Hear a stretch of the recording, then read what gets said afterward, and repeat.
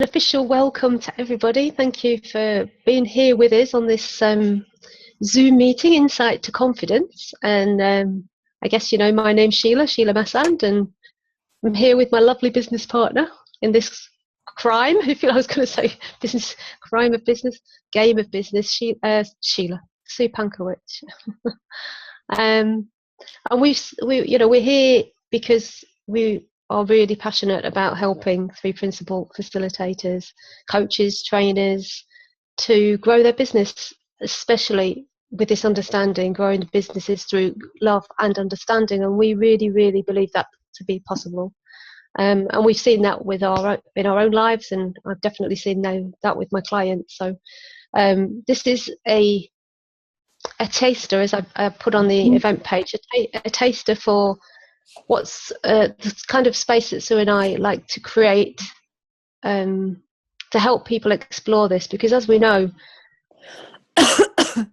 we all know this. There's nothing that, in my opinion anyway right now, there's nothing that we can teach you in terms of the mindset piece, if you like. You know how everybody talks about it's 80% mindset and 20% doing, taking action. Well, the 80% mindset piece, as far as we're concerned, is innate. You know, it's within, so we can't teach you anything. We're not here to convince you of anything.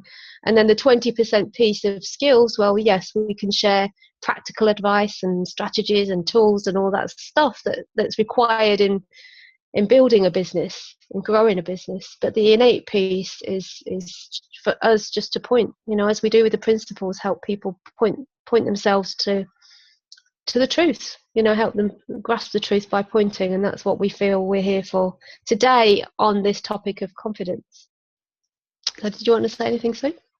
No, that sounded pretty clear to me, but then I suppose I'm in the game with you, so it makes sense to me.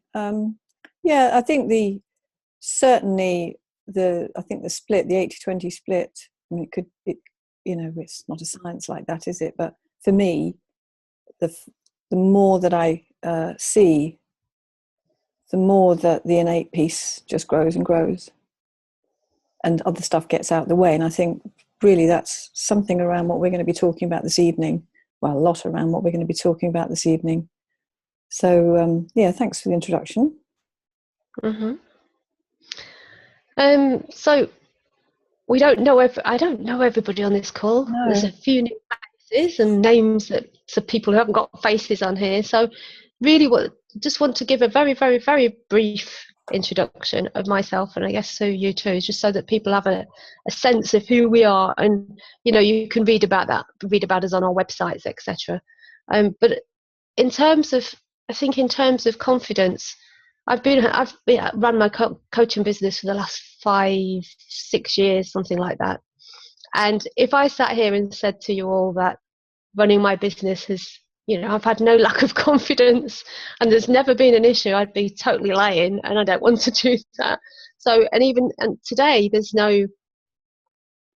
I can't say to you hand on heart, you know, I'm fully confident. And you know, preparing for this call today, I found myself having thoughts about, I've never done one of these Zoom calls like this before. I'm usually hidden. I'm usually on instant teleseminar, being able to hide, and I feel okay with that. And then I was like, so I'm going to be on a camera now, and people are going to be able to see me, and all. So there was a sense of a confidence issue just as I was preparing for the call today, which was quite interesting. So. And as I was there, just to talk about a little bit of background about me, I suppose. Like I said, I've had my coaching business for about 5 or 6 years. And for the last couple of years have been helping specifically three principal facilitators to grow their practices, grow their businesses. Just as we're sharing here today, helping people, pointing them, always, always, always my philosophy, my way of doing that is to help people with the practical skills, and at the same time to remind people that their wisdom trumps everything. It doesn't matter what I say or what Sue says or what anybody else says. At the end of the day, your wisdom, or each person's wisdom, is guiding them in the right way, and that's the bit to listen to. That's the way I work with people. And so Sue and I ran a business retreat last October in Spain, and it worked. Was it October? That's what I said. Yeah, October. And it worked really, really well. And it worked so well that 5 people that were on that are coming back again for the next one. And we just found that the space that we created was just very, very rich for people to have their own insights. And so I run lots of events out here, as some people may know, in Spain, and that seems to have been an organic arm of my business that's growing. So I'll pass the baton to you, Sue. Okay, well, I suppose background information that's relevant would be to say that the way that this is unfolding for me is very close to what I've come to know and understand about my own life, my own awareness, my own understanding. So, of course, if I was to think about it, I could find things that I'm lacking in confidence in. If we look at the business scene, Sheila, you know more than anyone else really, that when I first started your first online course, I was just such a difficult pupil, really, difficult person to have along on that. But the lovely thing is, what I saw happening was that just being drawn in to a group, just having that kind of support, so that even if I was wayward, I knew I could come back and hear, even if it was the same thing again, and hear it differently, or hear it the same way and just then, wait for a bit of insight or to get on anyway. So, yeah, so the confidence piece, I think is really fascinating. And just as we were sort of prepping in a way and talking about this, I realized that it doesn't seem to be much of a preoccupation anymore. It was never probably the top 2 for me. But what I've come to see is how, what would be the way to describe it? How selective our feelings of confidence can be. So for me, I would have 2 lists. We're back to 2 lists. Oh yes, on this list, I'm pretty confident. On this list, I'm not confident. And so there'd be this split as if, well, that made sense. Well, I could explain why I wasn't confident in these areas. I was quite a shy child and this experience happened and that happened. And so what I'm seeing now is just the complete and utter made up nature of all of that. And so in a way, there's less to think about, there's less to look at. In which case, I think it's about that settling down, that feeling of feeling more settled, less interested in looking over there and more interested in just breathing, really, just enjoying and getting more and more of a sense of, well, there's nowhere to, how could you fail? What do you need to get? And seeing more and more of this innate peace that shows up, the less interested I am in the very thing that sort of covers it up, if you like. So yes, we did our retreat, which I thoroughly enjoyed, and I don't know about other people that are working with clients. I find that's just a terrific learning ground as well. So interesting. It isn't like any old model. I'm a teacher by trade or profession, and I did realize that I taught English. So when you taught a text, you got to know the text properly. You'd come to it with your own understanding of it, but students would teach me. And I love the fact that I'm seeing that here too, as we go along. Yeah, so I've done a lot of other things as well with the 3 Ps. I've been around just over 10 years, I think, and I've done mini retreats at my home, which is more about relationships. But the confidence piece seems to pop up everywhere. It's like there are some common themes, aren't there, in life? And whereas we might create these compartments, they're just imaginary. But it can show up in different places for different people. So we're really pointing towards what is it about our understanding of confidence that might get in our way when we're trying to grow a business. And we've all got the words, we know what we're talking about. How come we're still running into the same brick walls, or we're still finding ourselves, down that, if you're in a maze, we keep going up the same blind alleys kind of thing. So it interested me to think about, well, what lies behind this sort of, all the assumptions that are sitting there that we don't see.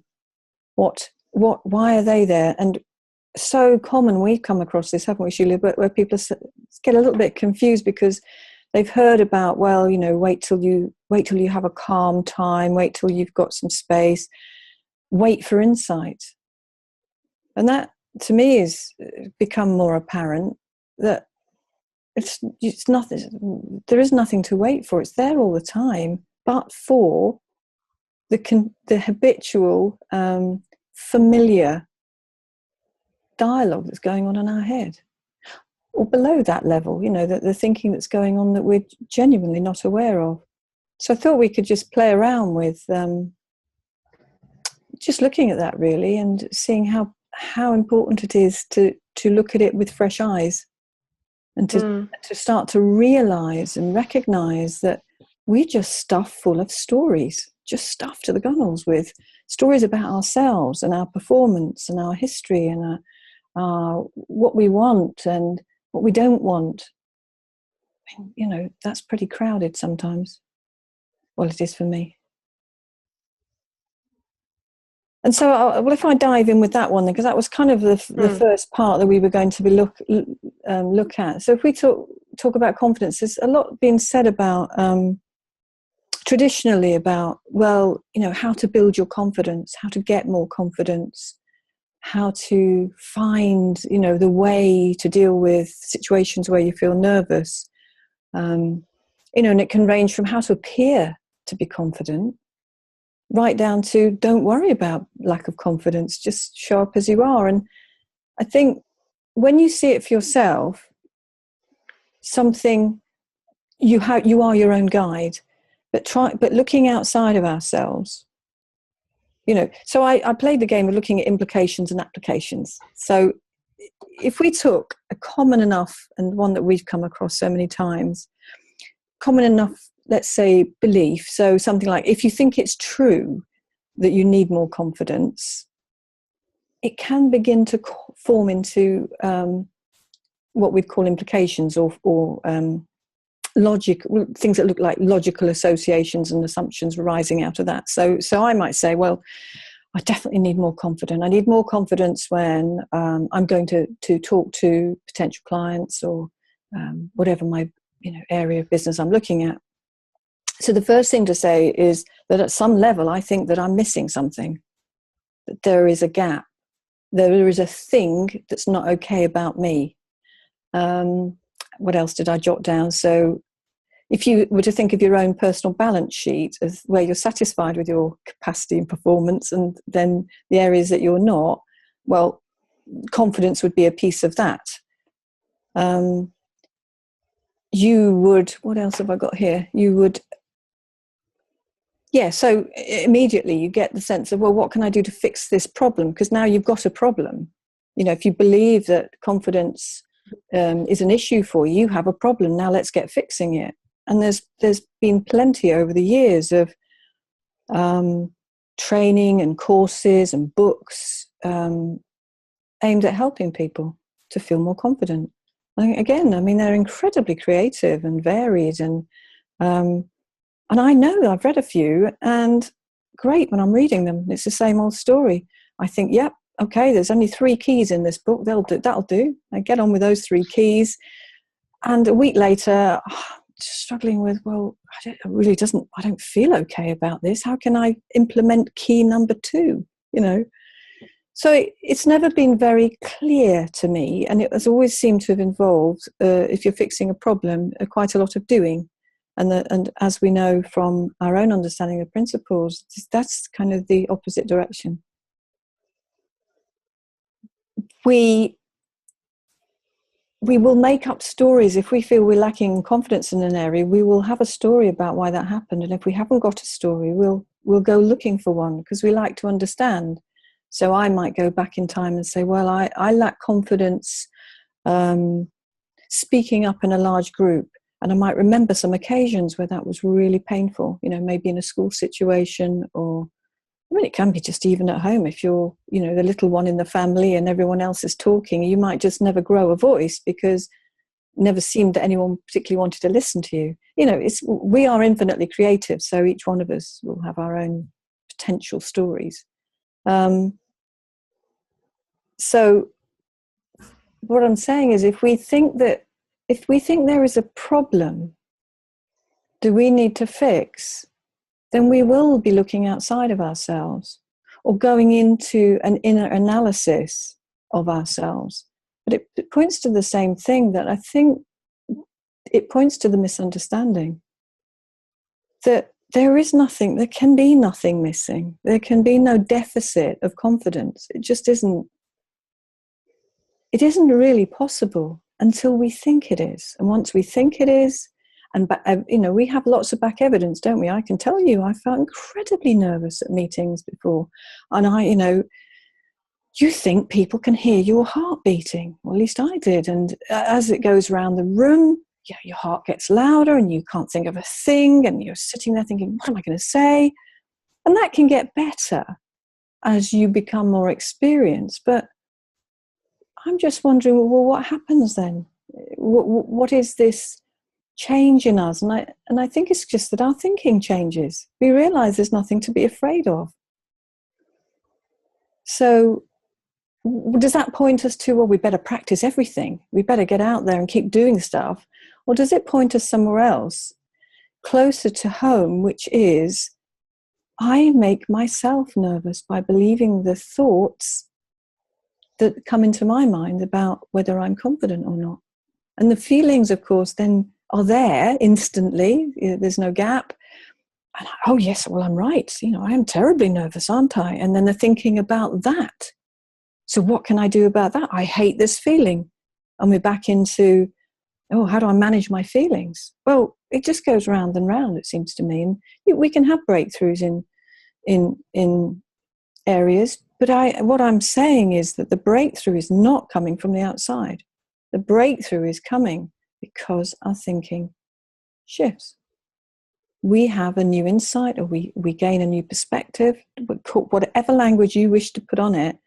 The change does not come from outside of us. It just means something's cleared up in our thinking that allows the natural flow. And if we go right back to the beginning, we didn't have a deficit in confidence when we were born. We didn't have a deficit in confidence until we learned or heard, took on, had a thought, and we believed it to one degree or another. So, there you are. You start off with this basic belief that you have a lack of confidence, and it's common parlance I work with young people quite a lot, and with anyone that I've worked with, the people friends and acquaintances, oh, I'm not very confident at that, and it looks so logical. It looks like, yes, well, I know about that. So it's a common experience. But I suppose to sum up what I'm saying is, we need to call off the search, because it doesn't make any sense. And it doesn't make any sense because there's nothing out there anyway.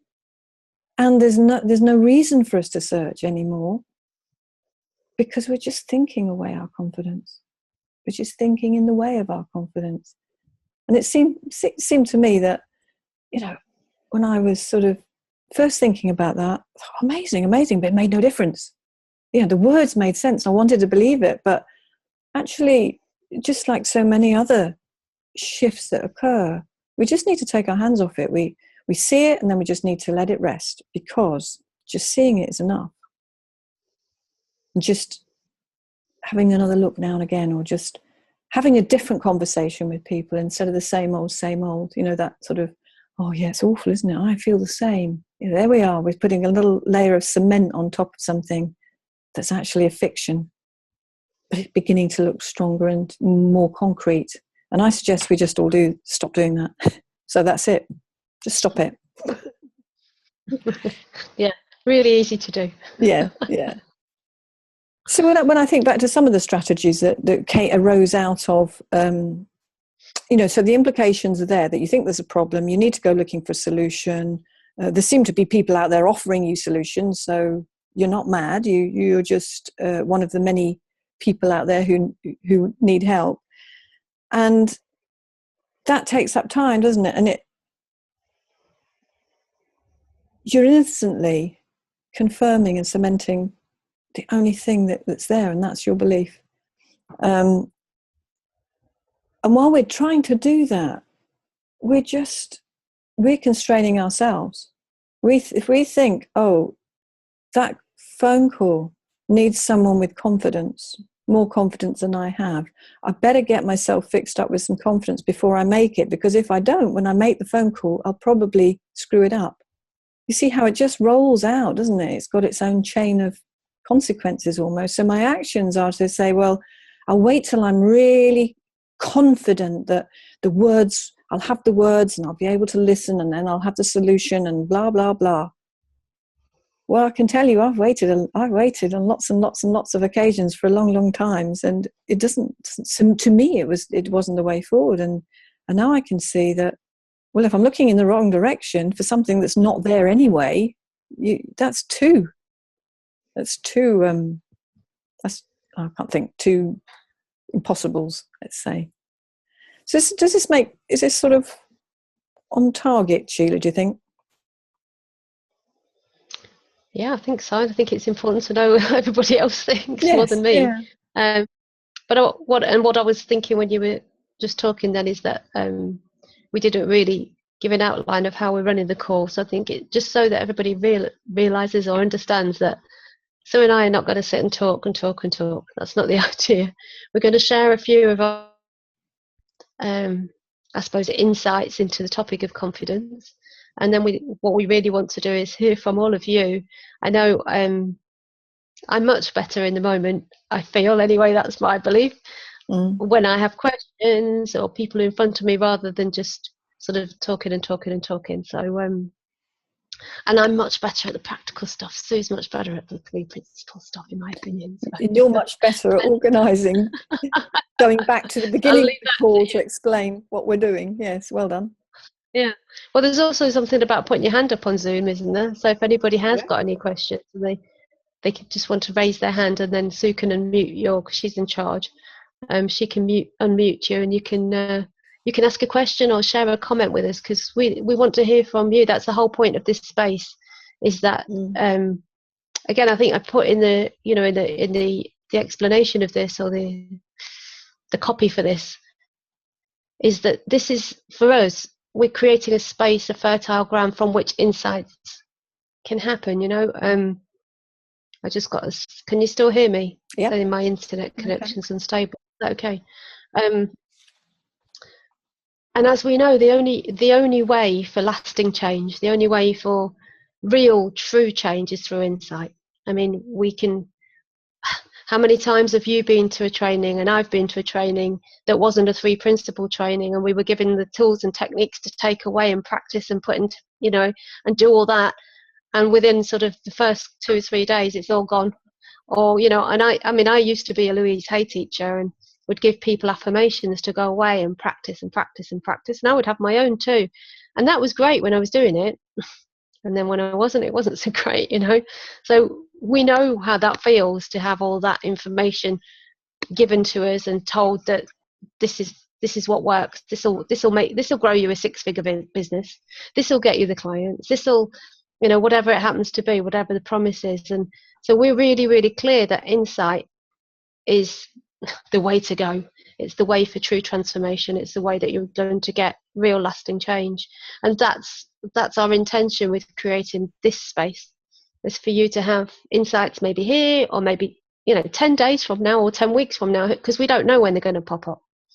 But if we stay together and just be in the moment together, that's fertile ground, as we've said many times, I think, on our text.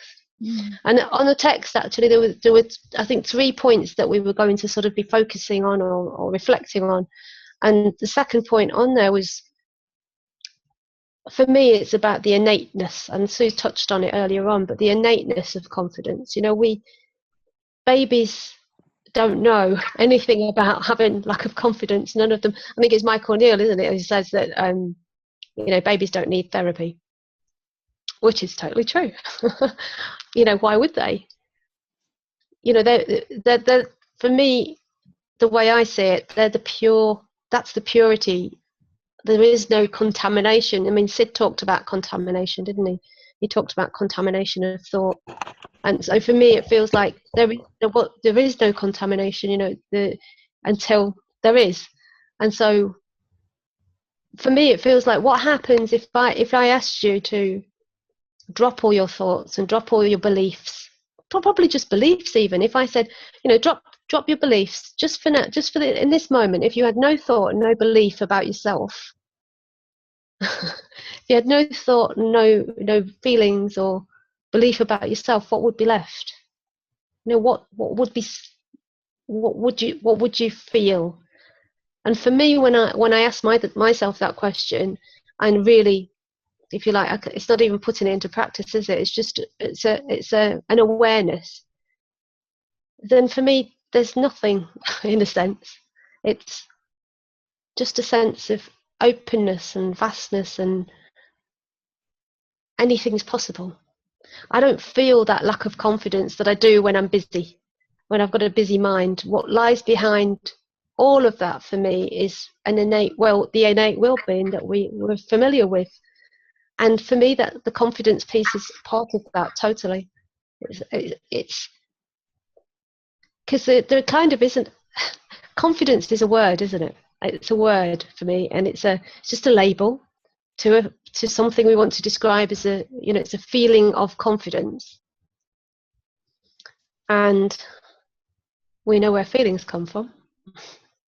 Thought in the moment, they're inextricably linked. So without that contamination, I don't know, keep going back to that word of thought, the innate well-being is there, and so confidence doesn't even come into play. It's a bit like, I always think, that as an example, it's a bit like we're looking for confidence. So people I speak to, that's why we picked this topic, because it is one of the biggest issues that people see as holding them back in growing the business and practice, especially heart-centered businesses. People feel the lack of confidence when it comes to sales conversations. They don't want to ask for their fee. They feel a lack of confidence in setting up a meeting, or setting up a Zoom meeting like this, or going, standing in front of a group of people. Or there are so many areas that are delivering the results that people want. There's so many areas that people feel a lack of confidence in. And I think I came up with have you ever, maybe you don't wear glasses, maybe you wear sunglasses, but have you ever thought you'd lost your sunglasses, or you'd lost your glasses, and you go, so I've done this loads of times, go searching everywhere for them, in my handbag, all around the house, in the car, only to find that they're sitting on top of my head. I've done that a few times. And for me, that's a great example for where's, looking for confidence. We're kind of looking for the insight around confidence even. And, we can't find it anywhere out there. It's already there. Like the glasses were already on top, on my head. They're already there. So it's just an awakening to, they're there they were there all the time. And that's like, for me, that's what confidence feels like. It's there all the time. But for the thinking, Sid always talked about one thought away, didn't he? We're just one thought away. So what if we're just one thought away from confidence? What if we're one thought away from feeling that confidence? I think it's the feeling of the confidence that we're looking for. And then there's the other piece to it as well, that, because we can't make insight happen, as we know. So what if we have the feeling of a lack of confidence, but we do whatever it is anyway? Because feelings are just like the weather. I heard this the weekend. I was over with Sue at Space for Connection at the weekend, and somebody said, talked about feelings being just like the weather. So it's raining, so it's sunny, so it's hailing, so it's windy. We don't try and control the weather and say, all right, I'm going to go make some sunshine. I'm going to stop that rain now because I don't like it when it's raining outside. We just accept that as the way it is. And feeling a lack of confidence could be just that way too. It could just be that's the way it is, but we get on with it anyway. I hope this is making some sense to people. I'd love, actually, I don't know if there's, I mean, I know we said I don't even know what time it is, but I would love to hear from, some of you, or one of you, or two of you, or just to see how this is landing, to see if it's making any sense, or if you've got a comment or a story to tell, or anything. What do you think? Just any raise your hand or like that, even just Yeah, to because let us if know. you haven't got your camera on, I can't see your hand raising anyway. So you could Okay. just unmute yourself if you'd like to join in. It would be great fun to hear from people.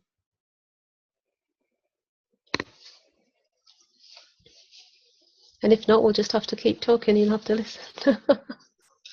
And that's okay too.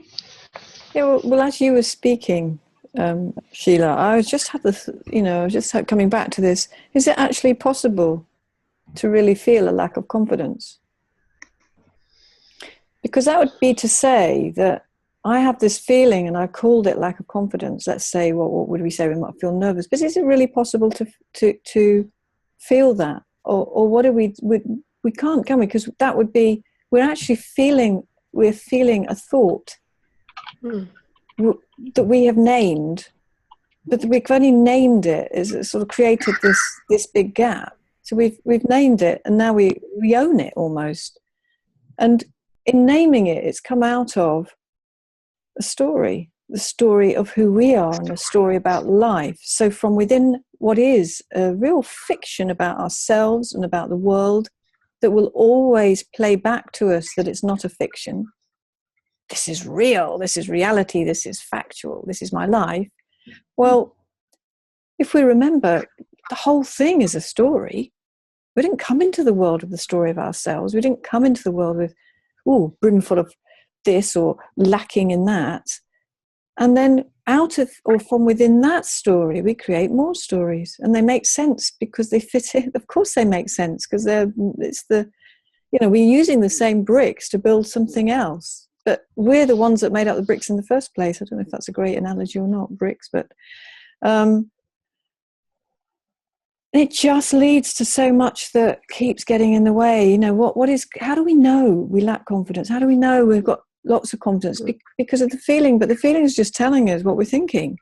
So what we know is we've got a lot of thinking about lack of confidence. We've got a lot of thinking about confidence, or actually in the latter case, we'll tend not to have a lot of thinking, because the things that are serving as well in the natural, when the innate capacities are sort of flowing, or we've got access to them, we don't think about them at all.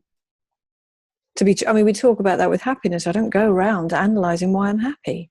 Just get on with it. It just wouldn't make any sense. So same with confidence. When I'm confident, or when I think I'm confident, then off I go. And then a thought will come of self-doubt, or it could even arise from comparison. So, that person over there looks really confident. I don't suppose I do. It's endless, isn't it? And all of it can be jettisoned. Steve, welcome. Yeah. What you just been saying, I suppose it's going to correlate to what I'm going to say. As you were talking there, I just kind of realized I don't actually know what confidence actually feels like, but not in the way that I'm kind of like cower in a corner. It's just like when I'm doing stuff, I don't kind of like think to myself, I've got this great big massive ring of shining confidence around me when I'm doing something. It's not something I feel that I'm like floating in. It's just stuff happens. And to what you were just saying there, Sue, I suppose the only time when I'm kind of making it a big issue for myself is when I'm thinking that I don't have it, when I'm putting lots of thinking into, crap, I can't do this, crap, I can't do that. Will I successfully wipe my bottom? That sort of thing. It's just, but when that disappears and the thing called confidence comes up, well, at least for me, I don't even realize it as a thing. It's just stuff gets done. Stuff just happens. Does that make sense? Yeah, absolutely. Yeah. So great point. It's making me think that confidence isn't really a big thing. It's thinking about confidence is what people make as a big thing. Really. Yeah. So yeah, that's just what popped into my head as you Yeah, speak. great. Thank you. Okay. I'll mute myself now. Who's next? Well, that's great, Steve. I really love what you said, because you know that's the thing, isn't it? We're walking around in life, doing, speaking, whatever we happen to be doing. We don't think, like, we're not confident that, you know, you've just had a drink. Can I hold the bottle of water and drink out of the bottle of water? We don't think twice about it. It's just, it's innate in a way, isn't it? It's just like, oh, that's what happens. But the minute that we have an uncomfortable feeling, we take notice of that one. That's what are we going to do about this? Because it's always a doing involved. The way we've been brought up, the way society has brought us up. It's okay. We need to do something to get rid of this lack of self. You know, this feeling that I don't like, really, isn't it?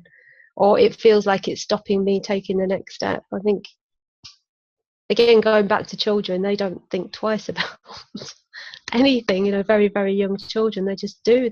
Learning to walk wasn't something we thought, oh, I don't feel very confident about pushing myself up again, pulling myself up on this coffee table and it falling down, and then, I don't feel confident enough to do it again. We just did it. It was built in. And I really think that it is built in. It's totally built in. And I'm talking, going back to I love the sun and the cloud metaphor, so sun it's innate, and the clouds just come over and it covers it up, but it's still there. It's totally there. Did you want to say something else, Steve? Yeah, just realizing just this morning, which seems like it was forever ago. I do Tai Chi instruction, and at this class this morning, I knew that there was going to be some representatives of some organization called Natural England. They work on behalf of the government in terms of scientific stuff and things like that.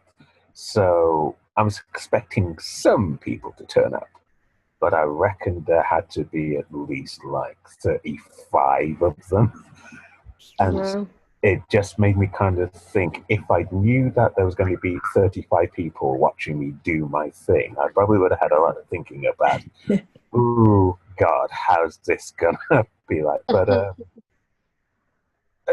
I was just in the midst of stuff. They were there. Nothing I could do to shoo them away. So, you just do what it is. Do what you do. The ground did not swallow me. There was no thunder, lightning, earthquakes, volcanoes, and, things just went on. So, it's just like I didn't have an opportunity to have a lot of thinking about them watching me and my students.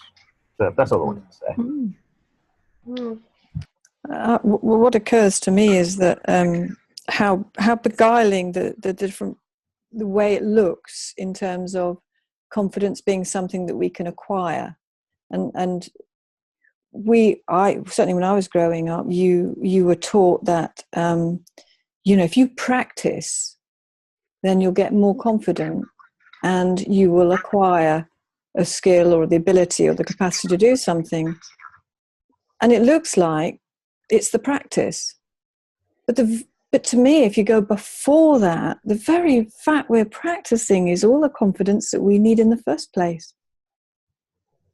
It's already got us to the point where we're then going to, grow bigger muscles, gain more experience. But that's not what we're talking. We're talking about something that we believe is possible, which is a lack of confidence.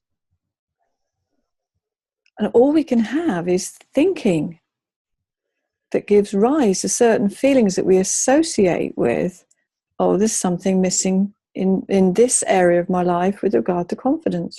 What if it's just not true? Well, I'm saying it for me, I can only speak for myself, but it isn't true. It's not possible. But it's a very convincing, like all of reality, is a very convincing illusion. And over time, because it's the same fundamental misunderstanding that reaches out through every area and aspect of life, it has grown a lot of applications. It makes sense to have done that. But if we're going to clean this thing up, we've got to see that's what we've been surrounded by, and what we've done is we've owned them for ourselves, our own little collection or big collection. And so, until that's the thing to see, it isn't real, is it? Out there. It's just, we will feel what we think. And if we think nervous thoughts, like you might have had a lot more, Steve. I mean, I in teaching, we used to get overnight notice that there'd be a big team of inspectors coming in. Like, in many respects, going back now, I think, well, don't tell us you're coming, because the night before can really mess you up, messes with your head. And then, of course, the feeling change there looks like it's the inspectors bringing it with them. Oh, now I don't really feel confident. I've been teaching this group for 2 years and we're nearing the end and it's going great. But you know what? I'm going to really mess up tomorrow because these inspectors are walking in. They're going to suck out my confidence. So the difference being that it's innate and the antidote is within us through realization. It's all we need is just realization and gentleness with ourselves. I'm no longer going to feel that I have, well, this is brave talk, isn't it? But kind of. I'm going to be looking at looking in another direction, I think. I haven't really sat down and thought, oh, where is it that I need to work out my confidence? Because that bit becomes almost nonsensical. If you see that that's the very source of it is within us, it doesn't really make sense then to carry on thinking about the areas in life where you've struggled. Why would you need to do that? Because that's the past anyway. And look out, something new's coming. That's going to sweep all that away. We don't have to do a thing. We don't have to fix anything about us or around us. That's my bold statement of the evening. It's all a story. Certainly is. I was what came to mind for me when you were talking was I was at a workshop with Mark Howard last year, and somebody in the audience asked a question around how do you, because we can talk about this, and as I said earlier on, we've called this insight to confidence because we realise that we all know, don't we, around the principles that that's the direction for true change, long-lasting change. And somebody asked a question in the audience about how do you go from an intellectual understanding to an embodied understanding, as I would call it, a deep felt understanding that inspires us and stays with us. And Mark Howard said, well, the fact that you have an intellectual understanding about something means that you're already on the path to the embodied understanding.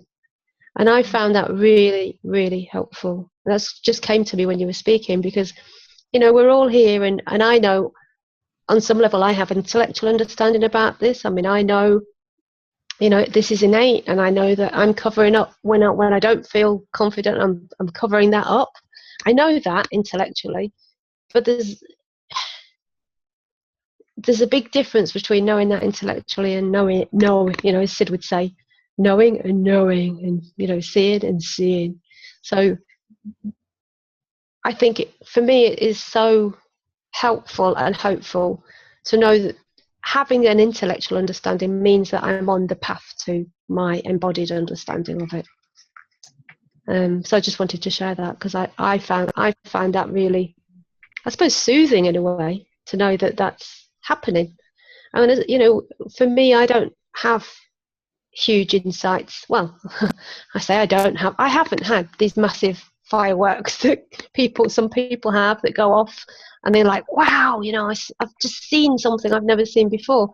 Mine feel like they're invisible, so the incremental and invisible, that I don't notice them as I'm going along, and then suddenly somebody says something and I can relate to what they're saying and look back and go and say, oh yeah, I used to feel like that, or I used to think that too, and actually I don't think like that anymore. That doesn't happen anymore. So I just don't know if people that are here think they have to have these massive insights, or they're going to even know them consciously, because I think they're happening in the background without us even knowing. I don't know if any of you have experienced that you just notice somewhere down the line that something's different, something's changed, your relationship to something or somebody has changed. For me, that's one of the biggest areas of relationships. Like, oh, I don't react to that person anymore like I used to. That's interesting, Did you want to say something, Jeff? You're unmuted. Sure. Well, hi. I was at the conference in October. Yeah, I live here in Minneapolis, and Michael said something that in a breakout for coaches, and I'm really not one, and that's kind of why I'm here.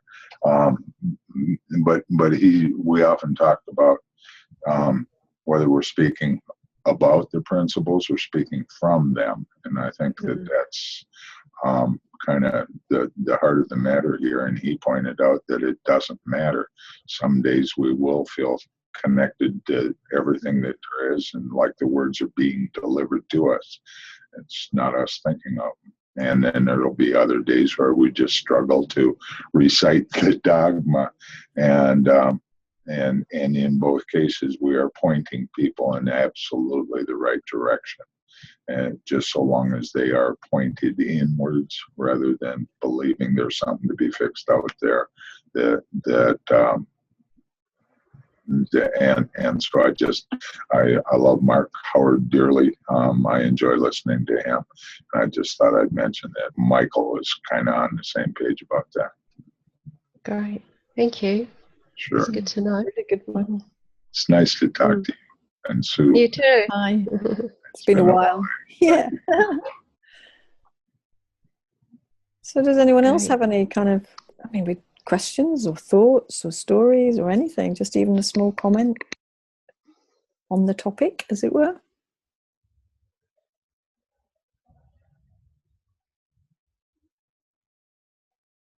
Go ahead.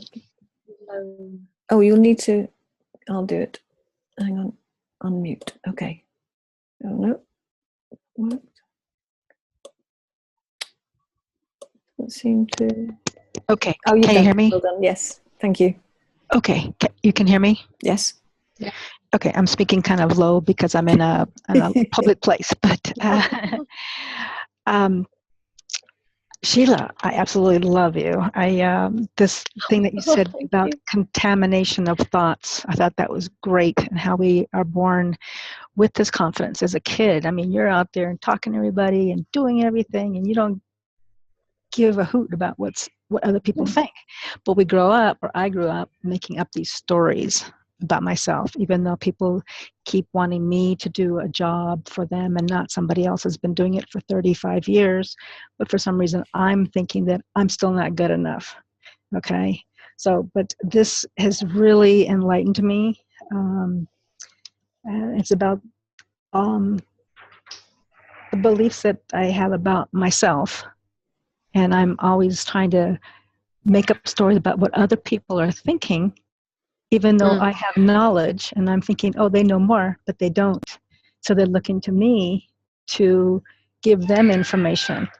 And so this has helped me tremendously. I think I've just had like a little bit of shift. Wow. So I do thank you very much. Beautiful. I think it's about lovely. of the confidence. However, I'm still a little confused here. You said 3 keys to confidence, and I guess I'm on innate. Please clarify that, please. Thank you. Okay. I don't know if Sue said at the beginning something about we're not going to give you 3 keys to confidence.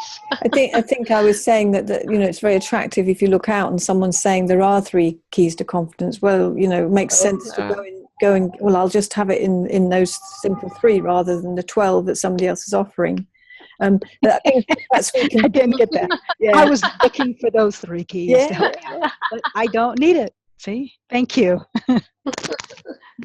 I think we said to be fair, we said at the beginning we were sort of going to have 3 points to our conversation just to keep us on track, really. But we're quite happy to go in a number of different directions. She says confidently. Oh, thank you. But thank you, Lola. Did you say Lola or Lola? Yeah. Lola. Lola. Yeah, thank you so much for sharing that. That's lovely to hear. Really love to hear that. Whereabouts are you? I'm in Colorado, USA. Oh, Colorado. Okay. I don't know if you can hear me well or not. Yeah, very well. I've never used this at all ever before, so it's really You're doing very well. thank you. Great. This is a little off topic, but Lola, where in Colorado are you? I lived out there 15 years. Both my children were born there. Oh, I presently live in Pueblo, but I've lived in Denver as well, and elsewhere, all over the states, East Coast, West Coast.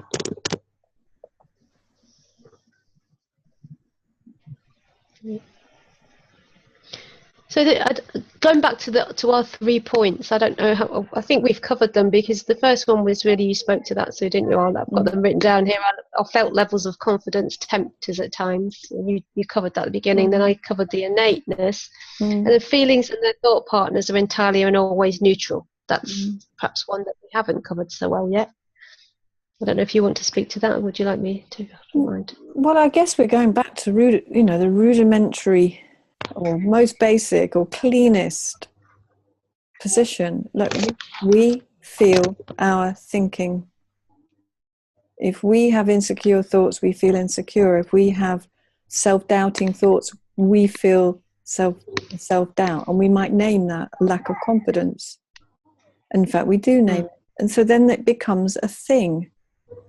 It's no longer just our thoughts we're feeling, it's become a named thing that we think is somehow real, and it's got something to say about us, and it's part of us, and it can't be, because if it was, it'd be there all the time, because my arms don't kind of disappear from time to time, and it's the fundamental nature of this, and confidence is no exception. We've laughed in the past, haven't we, about, and I think perhaps lots of people have, about, what's your 4th principle, the one that doesn't fit. Because, oh yeah, get this, get that. Yeah, I'm feeling my thinking here, but this one, it's not my thinking. This is real. This is absolutely concrete. And for some people, for some of the time, confidence can be like that. This is the situation. I'll never feel confident in this situation.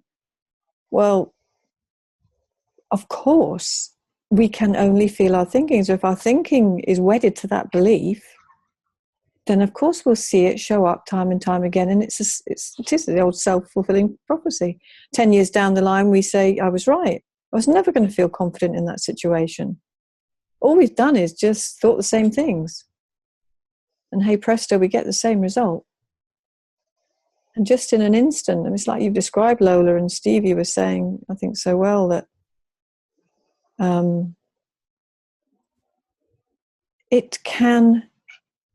we can just be fooled into thinking that what we made up in the first place was not something that we made up in the first place, that it is real and true. And the minute we see that absolutely everything is made up, everything, then we begin to allow, I think, the cleanup act, as it were. We begin to see more and more and more. And we don't need to hurry it. We don't need to coach ourselves into it, because that's just more thinking. That's another story about I can help myself here.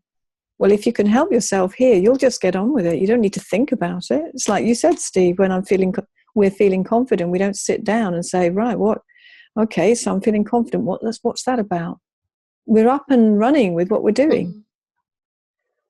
So it's a bit, I mean, Sid talked about, didn't he? So I can remember on one of his talks about, I've got this other virus cleaning up CD. I'll just pop that in. And really, it's already in there.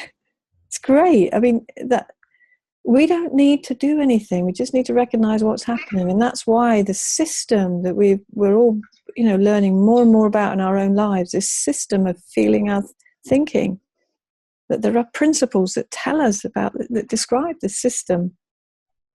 If we just keep looking over there and helping each other, reminding each other. And the thing that for me has been so important, because when I, depending on who I hang out with, I either get some of those old stories reinforced, or I get to be with people who go, oh, that's such an interesting story you've been hanging on to there. Said with love, or, maybe a little bit of teasing, but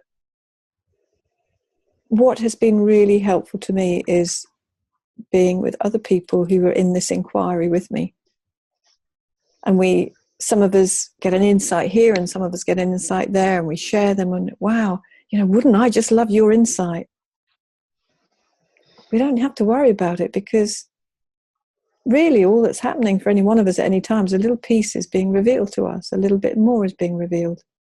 It's like when you're cleaning your window, someone's got a clear patch over there and they can see the sea, and I've got a clear patch and I can only see the woods. Well, I like the sea, so that's not fair. But, the whole thing is just one. And it comes to us in the unique way that our thinking comes to us in our unique way. Our personal collection of thoughts and beliefs and assumptions, they're just all there. And there's this magic thing that's happening all the time that just cleans it up for us. We sort of referred to it as the antidote, it's all we need is to remember what's actually happening, not what we think is happening. We're not feeling a lack of confidence. We're feeling our thinking about lacking confidence, and that is massively different.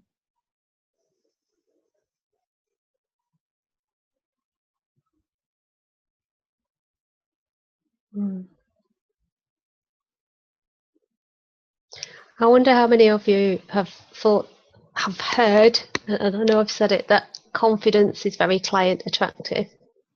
Have you heard that phrase before? Me too. And I've said it many times to clients and in classes and things like that. And I think there's an essence of truth to that too. But what I feel I'm seeing more clearly is that we're creating our separate realities via the principles. That means without thinking that we're separate and understanding that we're all one, how could we be more client attractive, or how could we be more attract clients more? And if we know that insightfully, or embody that, or even on the road to it through the intellectual understanding of that, I think that changes the game. It certainly has for me. In some respects, I'm having conversations with prospective clients, and I might have a lack of confidence when I first start the conversation, or it might pop up somewhere along the way, and I think it's more, for me, shows up more in probably a nervous feeling. There's butterflies in the tummy and that sort of thing. And I can just recognise that that's, as Sue was just pointing to now, that's all me feeling my thinking. That's it, full stop. It's me feeling the thought that happens to be passing through, that could be conscious and it could be unconscious, and that's it. It doesn't mean anything about the person in front of me. It doesn't mean anything about me. The feeling, the nervous feeling, or that lack of confidence feeling is purely telling me about thought in the moment. That for me is really, really helpful when I remember.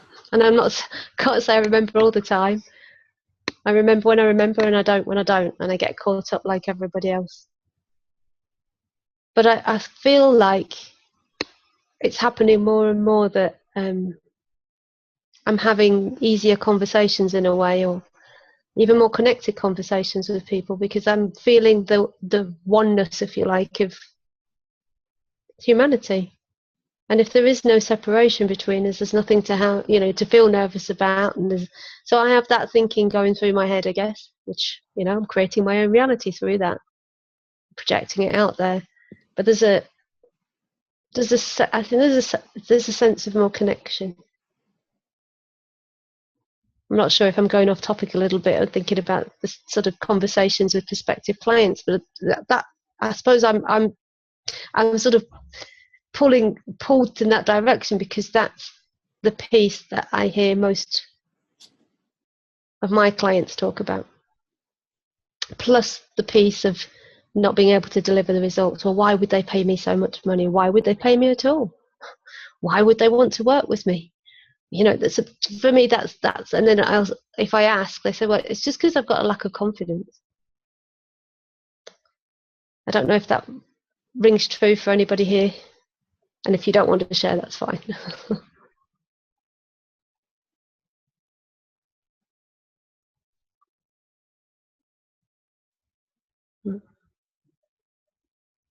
Well, I know for sure that you can't have a lack of confidence in one area and not in another. It doesn't make any sense. It just looks that way. In the true sense of it, we have confidence. It's an innate capacity. Where it shows up, it's through confident thinking, and not a lot of it, because it's not required. And where it doesn't show up, it's just that we're blocking it with some thinking. So again, whichever way we look at it, confidence is alive and well, and it's residing in each one of us, and it's the same source of confidence. I think you were just touching on that. How can we be more attractive to a client? Well, I mean, I can think of the practical answers to that, because I know that I was very unattractive at one time to clients, because I just kept rabbiting on about what I knew and what I thought they needed, and I was going to tell them as quickly as possible, because then they'd go, oh, wow, teach me more. So confidence, in a way, just quietens you down, and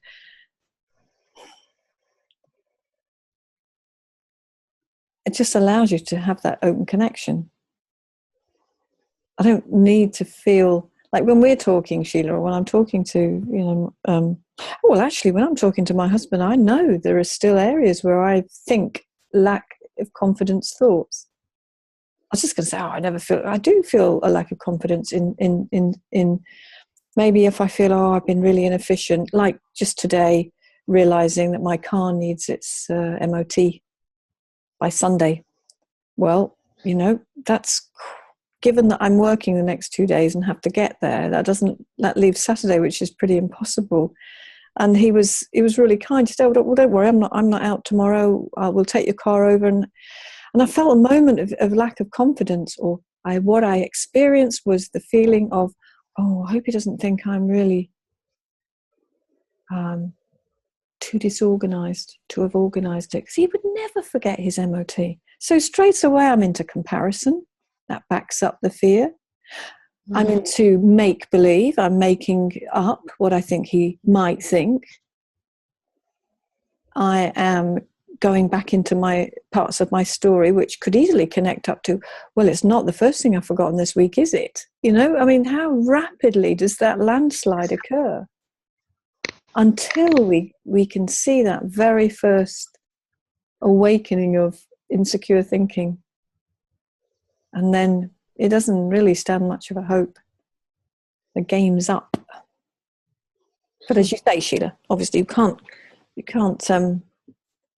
I don't know. When you're in the feeling of insecurity, you're in the feeling of insecurity.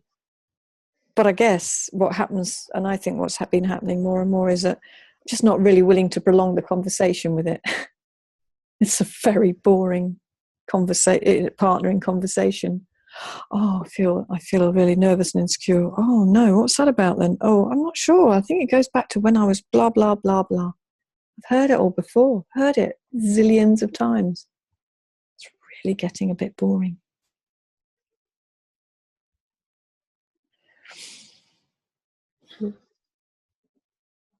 How are we doing for time, miss? I don't know, And actually. we're both so efficient. Neither of us have got a clock. Oh, have I? Oh, blimey. I Blimey, it's an hour already. Yeah. I'll have on the computer because I've got the big Yeah. screen up. Well, I've got a very big clock behind me. I've just forgotten. So has anybody got any questions or comments before we're just going to briefly share about the retreat? Because we kind of said an hour. I think we said an hour a bit, but we don't have to rush. Just love to hear.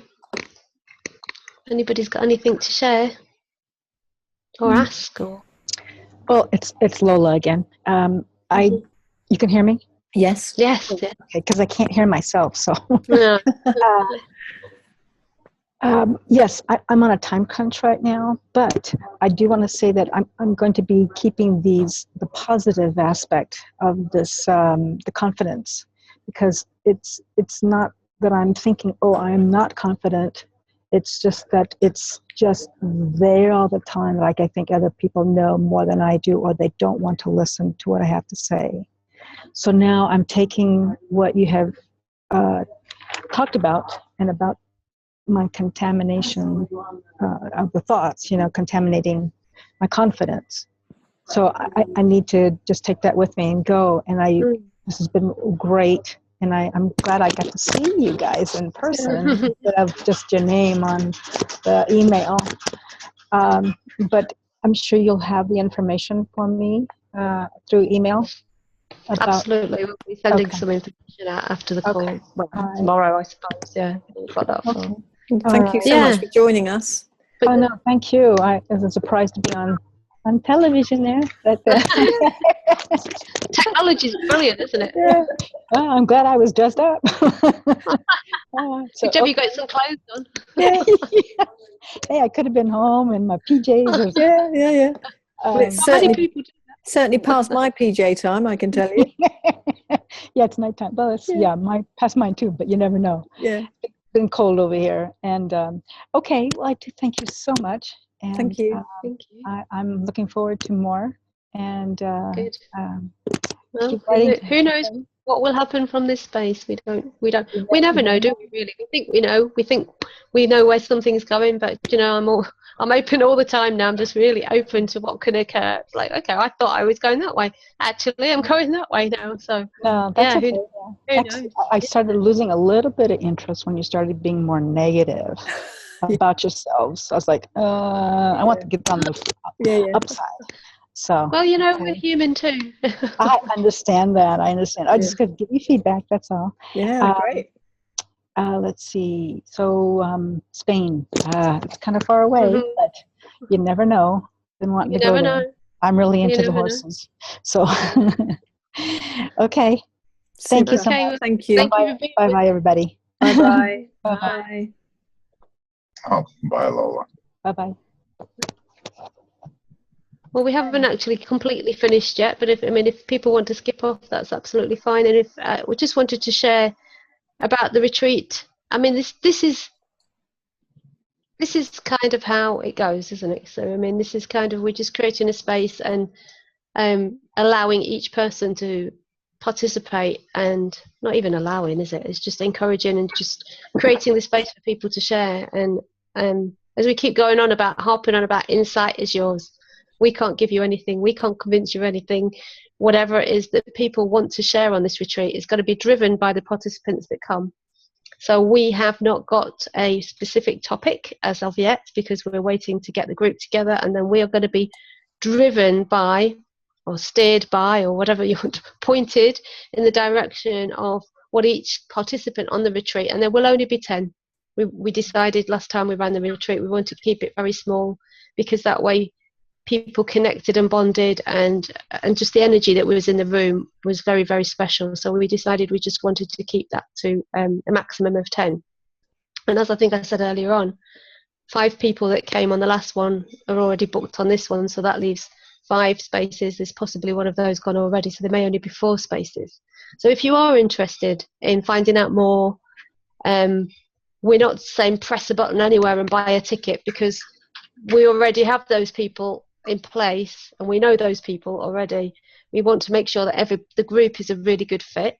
And so if you do feel that maybe this would resonate and maybe you'd like to find out more about it, then you could email either Sue or myself, and we can have a chat with you and see whether it's a good fit for you to come along and play at growing your business, because that's what it feels like to me now, and that's the sort of energy that we're bringing to it. It's fun, it's light, and because we specifically made it a retreat so that people could have that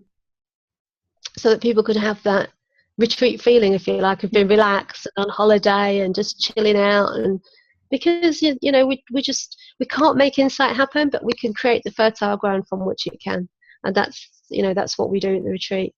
So if you don't know already, there's a page up, and I'll send a link out to everybody who's signed up for this call, so that you'll get it on an email. You could just click it, go have a look. And if you want to find it, it's on my website, which is SheilaMassan.com, and you'll see there's a tab at the top that says the Inside Out Business Retreat, so it's easy to find. I don't think there's anything else that I wanted to say, Sue. Is there anything you wanted to add?